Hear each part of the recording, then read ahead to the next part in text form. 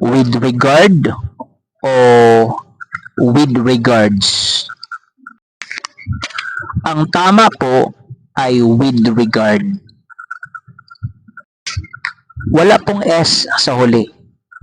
Maganda lang po pakinggan na may S po sa huli, with regards, pero mali po ito.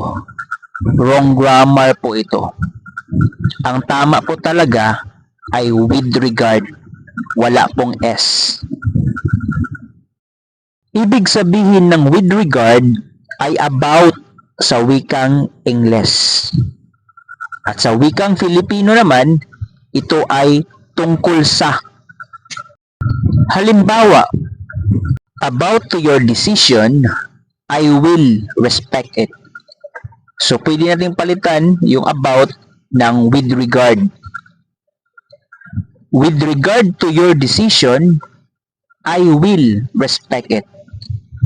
Iba pang halimbawa, she is reading the book about the turtle and rabbit. So, pwede natin palitan yung about ng with regard. So, ito na mangyari. She is reading the book with regard the turtle and rabbit.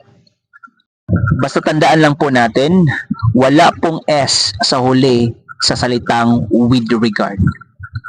With regard lang po, hindi with regards. Sana po ay may natutunan po kayo.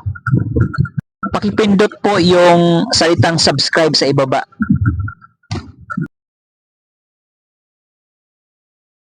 At ito po si Pep, ang inyong Mr. Necktie.